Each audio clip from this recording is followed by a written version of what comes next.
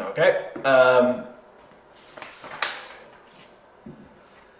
So a conducting loop is halfway into a magnetic field going into the page. What happens to the loop when the magnetic field strength suddenly increases?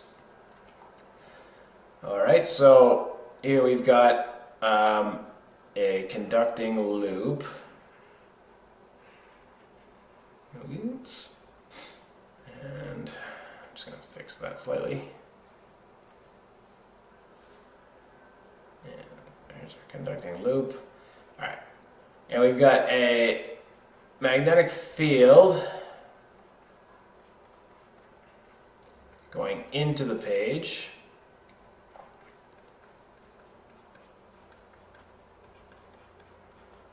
So I'm just going to kind of cover it with X's, showing that it's going into the page. So there's our magnetic field. Okay, so if we have a magnetic field going into the page and we suddenly increase the value of it, then we're going to generate an electromotive force in our conducting loop. Now the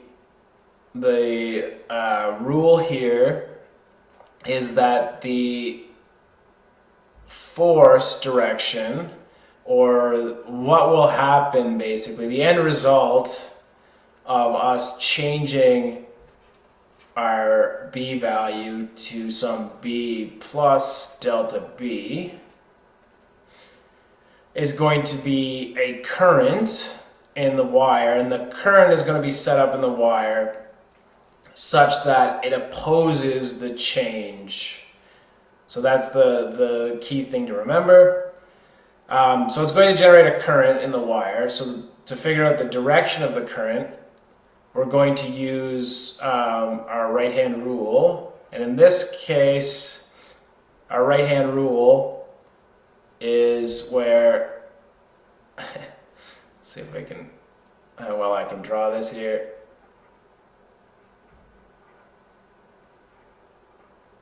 If we point our thumb in the direction of the current and curl our fingers around the wire, then the fingers that we curl will be the direction of the B field around the wire. So remember, a B field is circular, so it'll go around the wire. And if we look at this, right, so we're going to increase our B field downward, so into the page.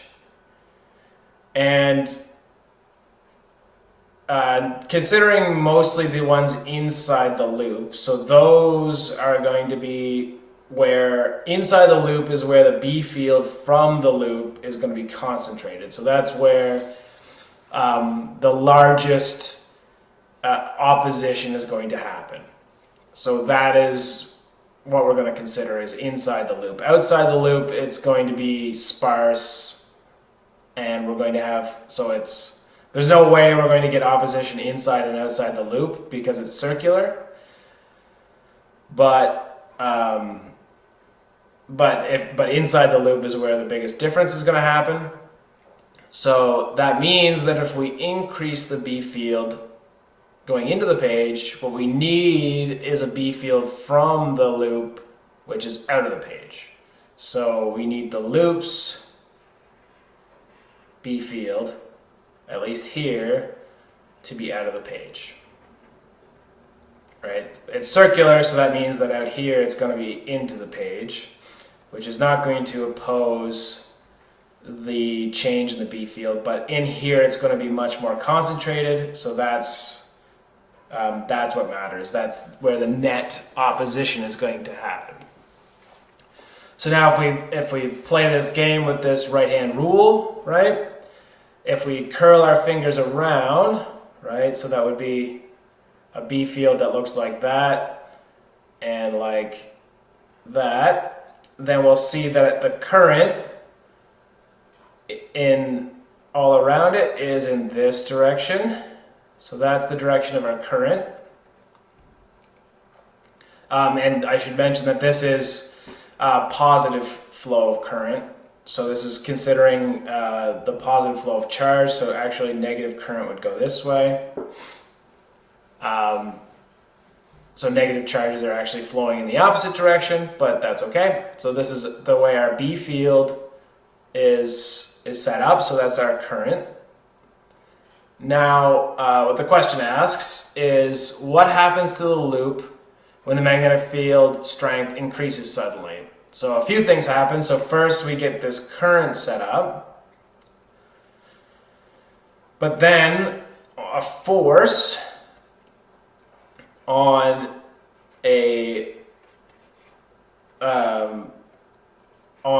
moving charge, which is a current, right? So a current is charge moving. So the force on a moving charge perpendicular to a B field is given by this expression, where again we can apply our right-hand rule, where if we point our fingers in the direction of the velocity, and either curl our fingers or our palm will face in the direction of the B field, then our thumb points in the direction of the force. So in this case, our velocity,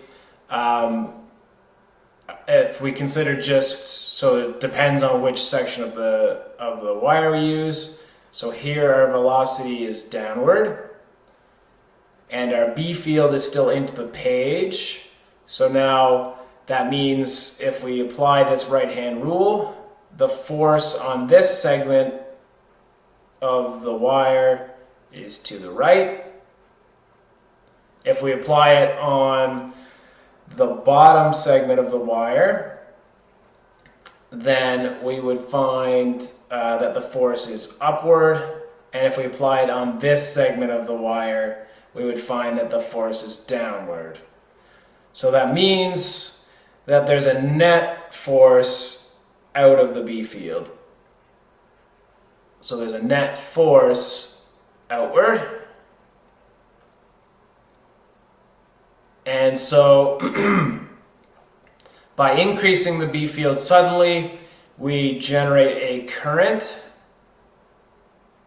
in the loop, which generates a force that pushes the wire segment out of the B field. All right, and so that's what happens.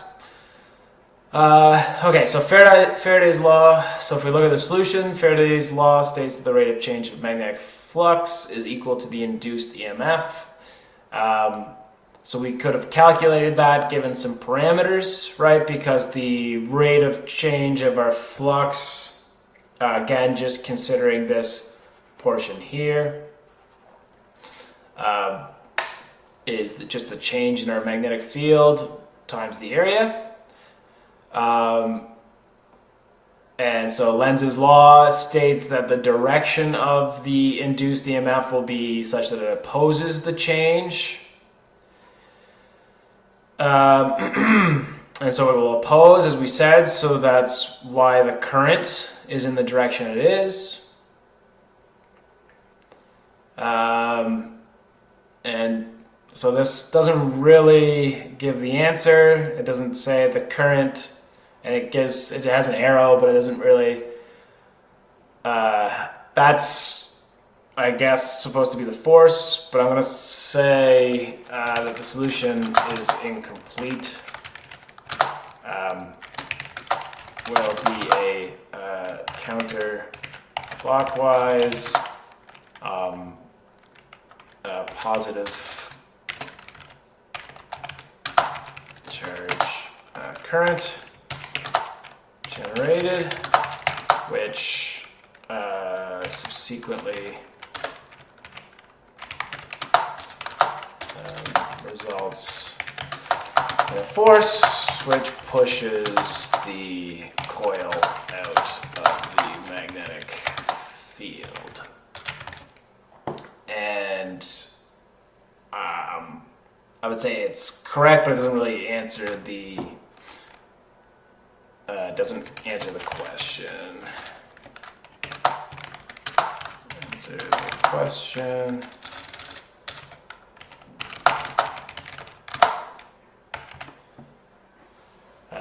So I guess I'm going to say it's incorrect, although it's